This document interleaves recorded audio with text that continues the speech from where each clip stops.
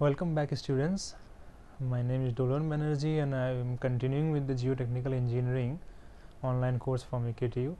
So we were discussing about the index properties of soil. Now let us go into the fine grained analysis. Last time, if you remember, we were talking about the coarse grain, particle size distribution for the coarse grain we have covered in last time. Now let us go and see what is the procedure and how the things work for fine grain.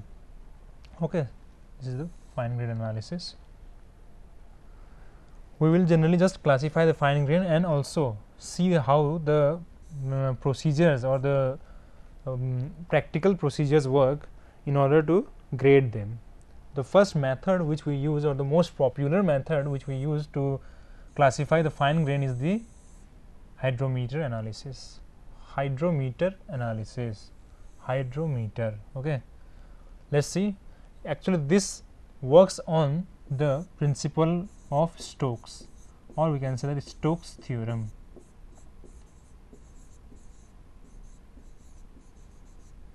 Okay, Stokes theorem. What does this say? If there is a long channel, and a particle is falling down, then after a time it will reach a terminal velocity. So on this phenomena or on this concept, this hydrometer is working. Hydrometer method is used to determine the particle size distribution of fine grains while passing through 75 micron sieve. Obviously, you know that fine grain soils are those soils which pass through 75 micron sieve. So this is the one of the cases from them. The hydrometer measures the specific gravity of the soil suspension at a center of its bulb. What is bulb? Actually, the hydrometer device is something like this. So at the center of the bulb, we find out the specific gravity, of the particles or soil suspension. How it is done, we will be seeing in later part. The specific gravity depends upon the mass of the solids present, which in turn depends upon the particle size. Actually, what happens is, when first of all we mix the soil into the water and leave it. After that, we take this hydrometer and dip it into the water. Now what happens is, this device is so designed that it will measure its specific gravity at the center. And how with time, you know that the particles will slowly settle down. Slowly settle down means that the density of the particle in the suspension will reduce and it will be increasing in this part only. At the bottom only the density will increase. Here the density will increase and here slowly the density will decrease. And hydrometer is in the floating condition, which means the density or the specific gravity in this part will slowly decrease. So these two formulas we will talk about later on. Now just know what are the parameters here. So suppose d. What is d? This is the diameter. Diameter of the particle. It is found m He by t. Now how is m found out? 0.3 neta g into g minus 1. This g is specific gravity. This is obviously acceleration due to gravity, neta, and t. You can see what are they. Neta is the viscosity. This is the neta. You can say this is the neta. This is the viscosity. G is the specific gravity.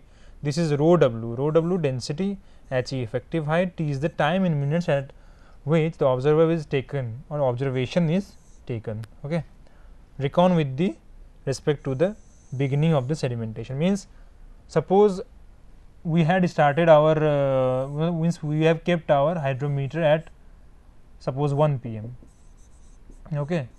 So when we are taking the reading, or when we are taking the time, that will be suppose at 1:10 p.m. So 10 minutes. 10 minutes will be the value of t. In minutes, t will be the 10. The percentage finer than the size d is given by this n, g upon g minus 1 into r upon ms into 100. This m we have already calculated before. G is specific gravity. What is r? R is the corrected hydrometer reading. What is R? R is the corrected hydrometer reading.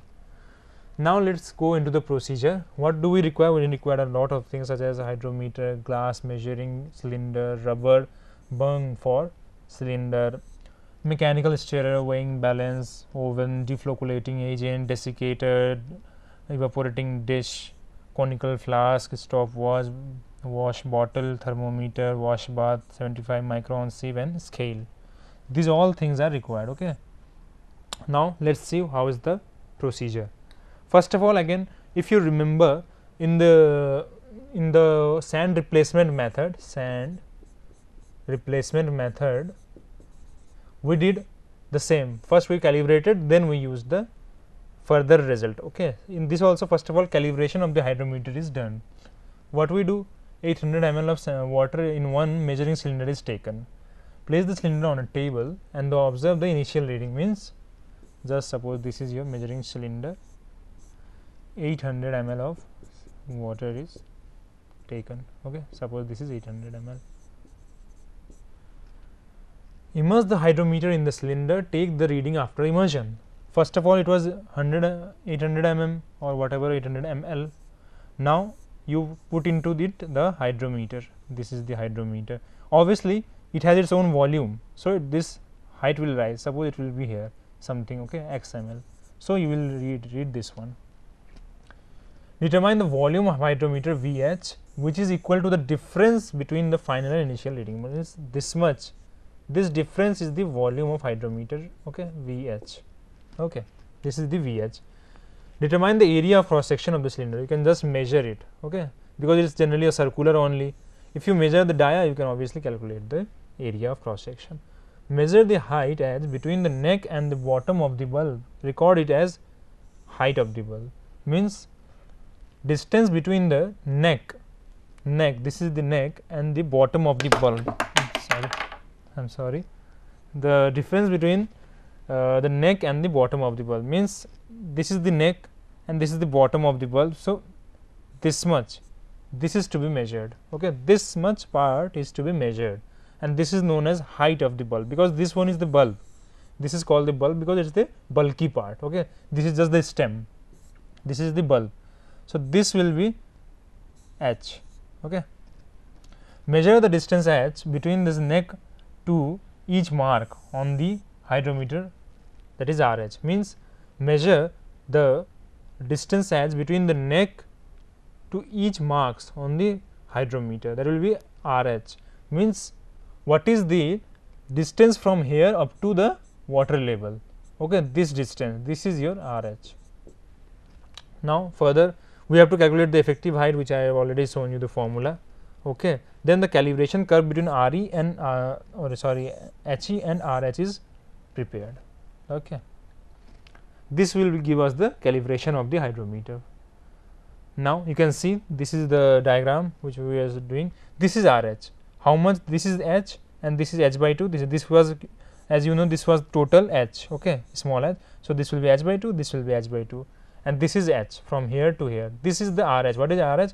Hydrometer reading. RH is actually the hydrometer reading. Sorry.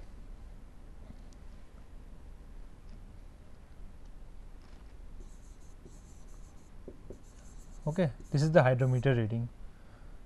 So this is the RH and this is H by 2, H by 2. This is the VH. Means, as I told you, this will be the volume before immersion, after immersion. So this will give you the volume of the hydrometer into the water. Okay, this is your HE. You can see that the formula is also given here. The formula for HE, finding HE. H plus half of what? H means this minus VH upon A. This is your VH upon A. You will get the HE. This is the plot which we were talking about in the calibration. Okay, between the effective depth and the hydrometer reading. This will give you the calibration. Okay, hydrometer calibration chart. From this you can find out corresponding to NU value. Okay. Now the second part is meniscus correction. What is meniscus correction? Actually what happens in the measuring cylinder, as you will be adding the soil, the turbidity of the water will increase. So, the soil water actually has a surface like this, but what will happen, soil, due to soil the turbidity will increase. Okay. So, actually you have to read this one, you have to take the reading of the lower surface of the water, but due to turbidity we won't be able to see this part, you will be able to see only this part. Okay. So, you will take the reading of this. So, this is the actually meniscus correction. Okay. Now, let us see, insert the hydrometer in the measuring cylinder containing 700 ml of water. Now, see, this is 700, it was before 800 ml. Take the reading of the hydrometer at top and at the bottom of the meniscus, means this and this. Determine the meniscus correction which is equal to the difference between the two reading, means this one. As I told you, this is the meniscus correction. The meniscus correction Cm is positive and a constant for a given hydrometer. Okay. This will always be positive. Why? Because you have read this one, you had to read this one. Okay. So, it will be positive. The observed hydrometer reading RH dash is corrected to obtain the corrected hydrometer reading from RH. Okay. This is the corrected reading and this is the general. RH is general reading, okay, general reading, while RH dash is the corrected reading. So, the formula becomes this, RH will be equals to RH dash plus this Cm. What is Cm now? Cm is actually the error or the correction of meniscus. Okay. Meniscus correction is it. Okay. Now, third part is the pre-treatment and dispersion. I told you in the last class also, if you remember, that there is deflocculating agent are used so that the flocks are not formed, because once the flocks are formed, then Stokes law will not be valid, because Stokes law is only valid for discrete particles. Okay. So, in this case what will happen, see, let us see how we will carry out the dispersion and pretreatment. Weigh the sample of 50 gram air dried sample passing through 2 mm sieve obtained from the air dried sample. Okay. Place the sample on the wall mounted conical flask. About 150 ml of hydrogen peroxide to the soil sample is added. Okay. Stir it gently with a glass for few minutes. Okay. Now, what will this hydrogen peroxide do? Actually, this will oxidize hydrogen peroxide. What is this formula? H2O2. Okay. This will oxidize any organic matter.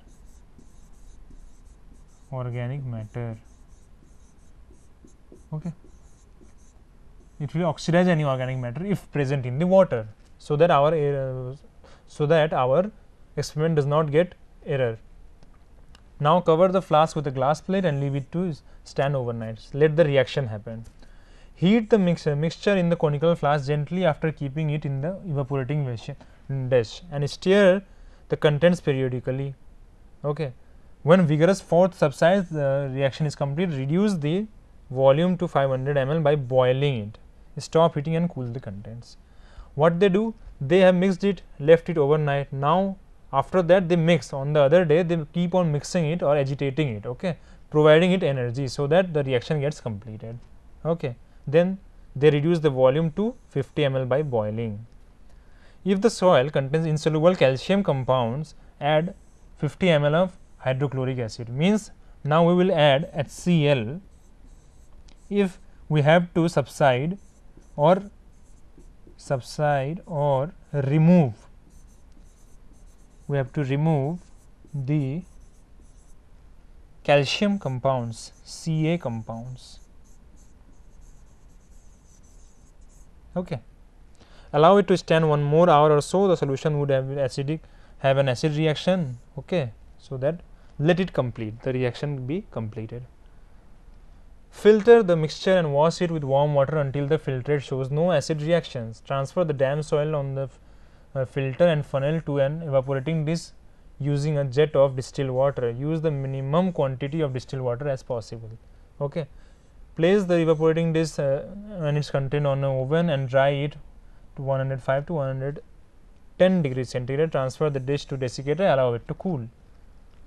take the mass of the oven dried sample and after pretreatment and find the loss of mass due to pretreatment. Okay, this will give you how much impurity was there. Once you follow this step, you will be knowing that how much impurity is subside, impurity is removed.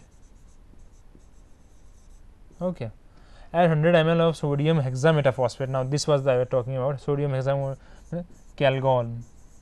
calgon solution. Okay, to the oven dried sample so that deflocculating can be done. Okay, deflocculation can be done. Leave it for 10 minutes. Transfer the mixture to the cup of mechanical mixture. Use a jet of distilled water to wash all the traces of soil out of the evaporating dish. Use 150 ml of water. Stir the mixture. Okay, for 15 minutes. Now we are near to the final part. What we will do? Again, we will be using the transfer the soil suspension to a 75 micron IS sieve placed in the receiver. Wash the soil on the sieve using a jet.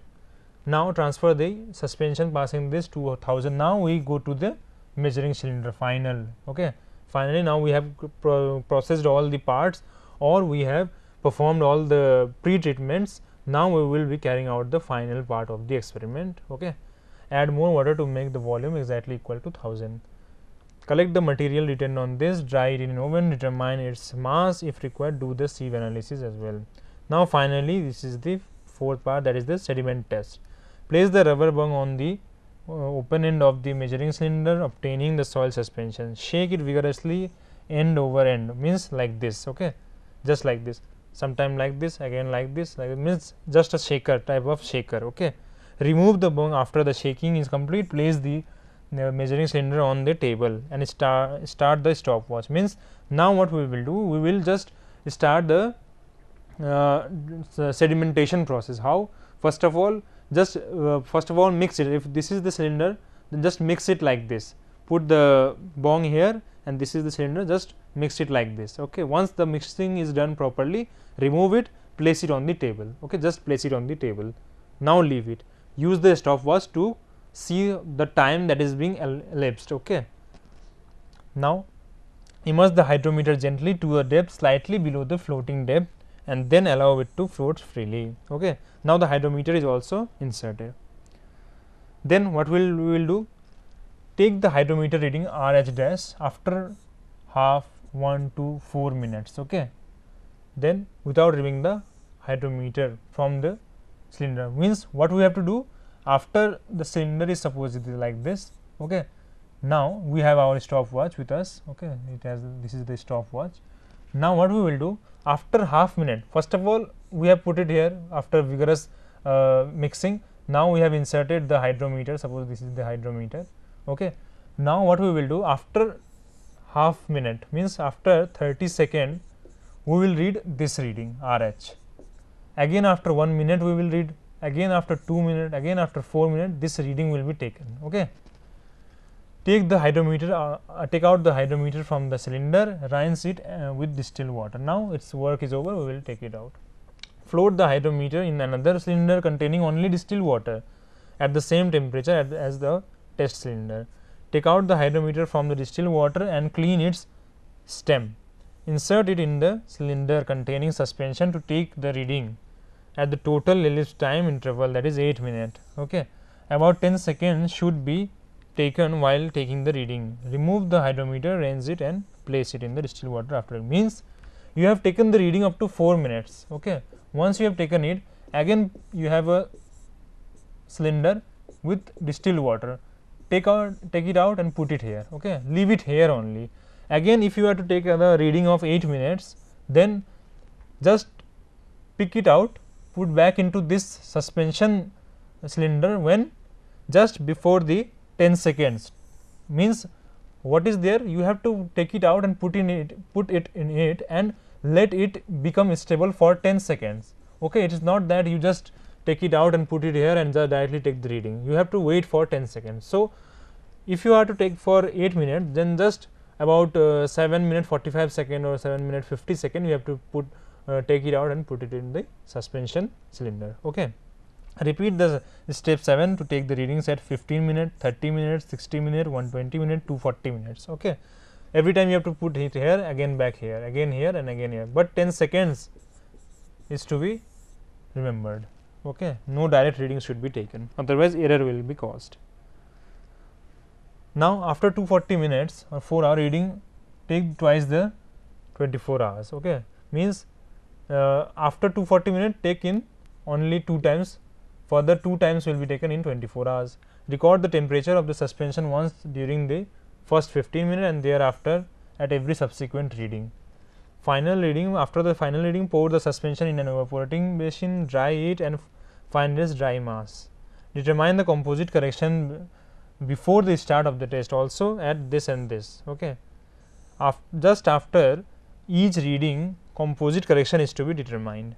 For the determination of composite correction, see, insert the hydrometer in the comparison cylinder containing 100 ml of dispersion agent locating in this. Okay. Take the reading corresponding to the top meniscus, the negative reading is the composite correction. Generally, we can do this process also, or we can generally calculate it by theory part also and then use it in the correction. Okay. We can do it theoretically also, this part only, and use it here. So, this was it. So, we have in details tackled about what is the hydrometer method. It is a very peculiar and typical method for finding the different parameters. Okay. How the fine grain soil can be classified by this, we have found out. Okay. So, just go through the questions. Next time we will be again dealing with fine grain and other processes through which the fine grain can be classified. Okay. Thank you.